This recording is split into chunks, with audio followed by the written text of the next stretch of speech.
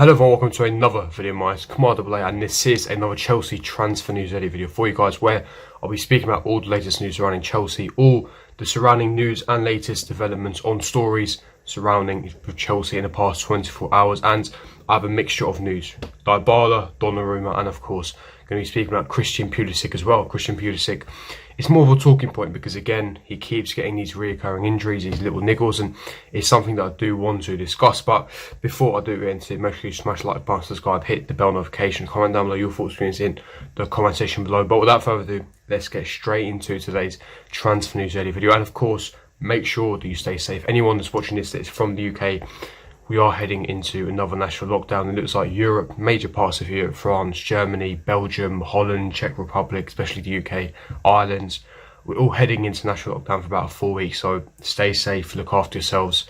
We are heading for another rough period, financially, when it comes to the economy. So stay safe and hope all of you are doing well and peace. But let's get into some good, exciting news. And that is firstly Paulo Dybala. Now, for me, very exciting news. Now, it's not necessarily the fact that he's been into Chelsea, but it's more of the fact that Chelsea are keeping tabs on the situation and are monitoring him. But what's more interesting is the contract negotiations have broken down between Paulo Dybala's agent and Paulo Dybala himself with Juventus. Now, according to Calcio Mercato, an Italian publication, Juventus are struggling to agree terms over a new contract for Paulo Dybala, and his current contract expires in the year 2022. So we are entering into, he's got about 18 months left on his current contract. So for me, that's big news.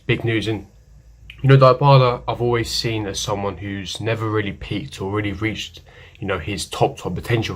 I've always seen him having the technical ability, the world-class ability, but for me, he always had the talent to be one of the best players in Europe, and unfortunately, he has never really reached those heights. He's 27 years of age, of course.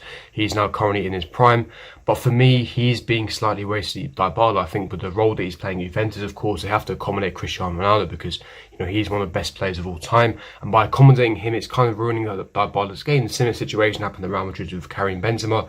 Karim Benzema had to sacrifice his game to essentially accommodate Cristiano Ronaldo, allow Ronaldo to get so many goals and assists at Real Madrid, and I think that Dybala kind of has to, sacrifice his game for Ronaldo's benefit. And of course, with Ronaldo on so much money a week, he's a big star, big name. It is completely understandable, but for me, Dybala is one of the best players in the world. He has the potential. He's a world-class player, full stop, and he would, for me, be a fantastic signing for Chelsea. Now, there are some questions and queries. Number one, do we even need Dybala with the attacking, abundance and talent that we have? But I always saw Dybala as someone who was really our natural Eden Hazard replacement. I generally believe that he was the closest player stylistically and, his marquee name-wise to replace Eden Hazard. I've always rated Dybala. I think he's a sensational player. His agility, his drifting off the ball, his, technical ability, his IQ, the way he drifts into the half spaces, in between lines. He's got a world-class shot on him, both-footed, amazing passing range, such a technical baller, and for me, one of the best players on this planet when it comes to technical ability. And for me, he would be a massive coup for Chelsea. Now again, we're not going to be the only club in for him, especially with him having only 18 months remaining on his contract. We're talking Barcelona, Real Madrid. Of course, he was linked to Manchester United last summer, but the move broke down because his wages were too high and didn't really want to go to Manchester United. But there are top clubs in for him. And for me, Chelsea should be looking at signing him. Of course, Mourinho is a big fan, and we were heavily, interested in signing him, especially after losing Eden Hazard. But the main question is, I want to propose to you guys as well, is do we need Paulo Dybala at Chelsea? Do we need him? For me, from a selfish point of view, I think yes, only because I love the player so much. I adore him. I love his style of play. But if we're being, objective here, if we're being cynical, I don't think he is the right player we need at this moment in time, especially after the summer window we just had. We just signed Kai Havertz, Hakim Ziyech. We've got Christian Pulisic, which I'll be talking about later on in this video, giving my thoughts, opinions, and how that could potentially link and tie with that. We've got Timo Werner, Tammy Abraham, Callum Hudson-Odoi, and you're thinking, do we need him? Not necessarily. Now, the massive benefit of Paulo Dybala is his versatility.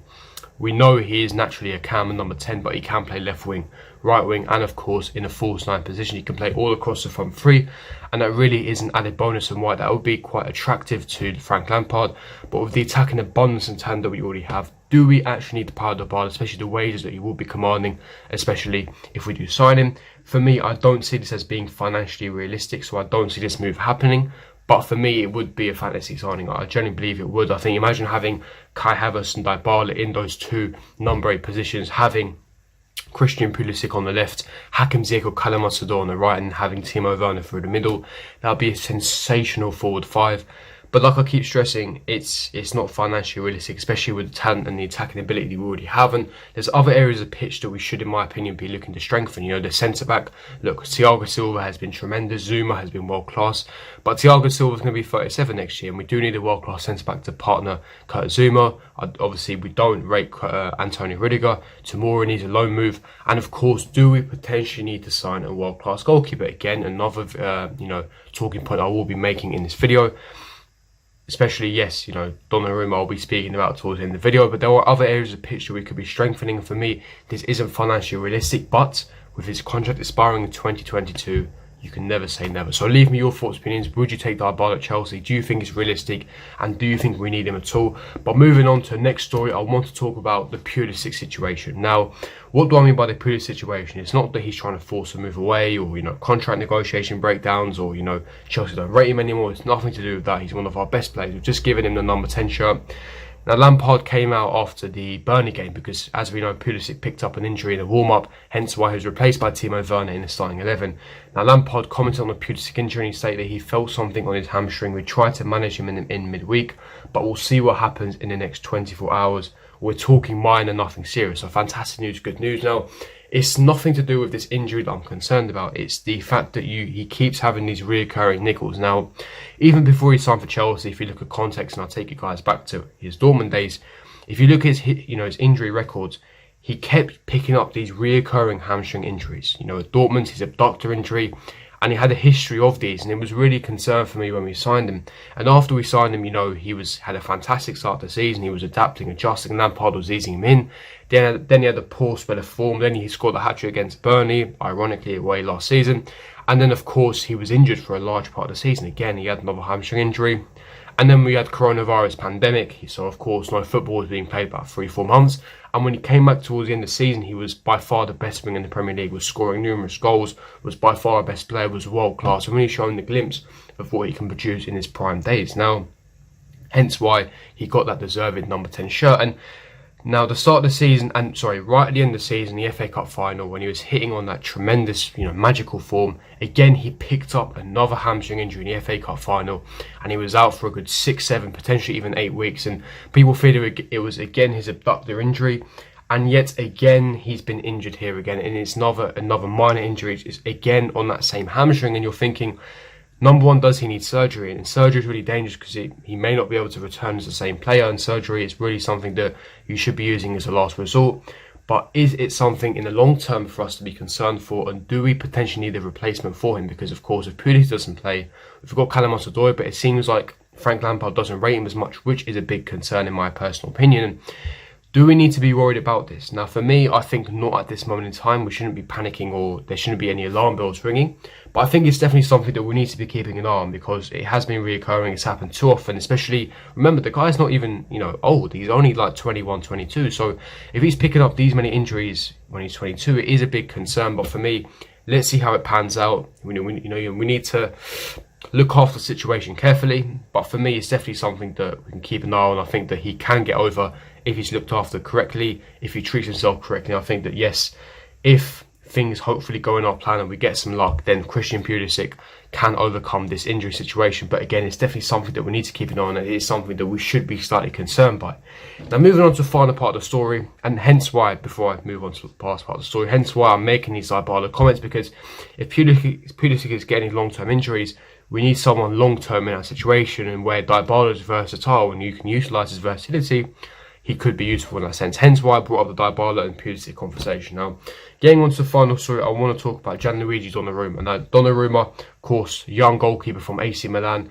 Now, a reliable account on Twitter, Mark Stevens. Now, he has some inside sources, but he is very reliable. He has close connections. He was saying that here in Chelsea are still interested in Donnarumma signing for next summer, as his contract with AC Milan is due to expire. Taking into account Edouard Mendy's form, it is quite strange. Now, of course, Edouard Mendy has been superb since he signed for Chelsea. 5 clean sheets in his past 6 games. Tremendous, absolutely tremendous. He's been commanding. He's made super saves. He's really been a revelation and, a breath of fresh air in that goalkeeping department, especially after what we've, witnessed in the past 18 months. But with Gianluigi Donnarumma. Is he necessary? Is he necessary? We know that his contract is expiring, so he could be a free agent. But the main stumbling block is not even the fact that do we need a goalkeeper, it's his agent, Mino Raiola. We know Chelsea and Mourinho don't like dealing with Mino Raiola because he's a super agent that's, relatively greedy, that charges extortionate agent fees, which of course Chelsea love to avoid because it costs the club a lot of money and it costs the club a lot of drama for no reason. I think that hence why we don't deal with Mino Raiola. But he's a top goalkeeper, he's young, he's got world-class potential, and I guess to compete with Edouard Mendy, it would strengthen our back line. But for me, it's strange considering Edouard Mendy has been on sensational form, so I guess we'll keep an eye on it. But it is true, Chelsea are monitoring the situation, so we'll have to see what happens with that, the developments on that, so we'll wait and see. But I'm going to wrap up the Chelsea transfer news video for you guys. If you did enjoy this video, don't forget to smash the like button, subscribe, hit the bell notification. Make sure you hit the bell notification so you're subscribed and notified every time I do upload. And comment down with your thoughts, opinions in the comment section below. And I'll see you guys for my next video. Peace.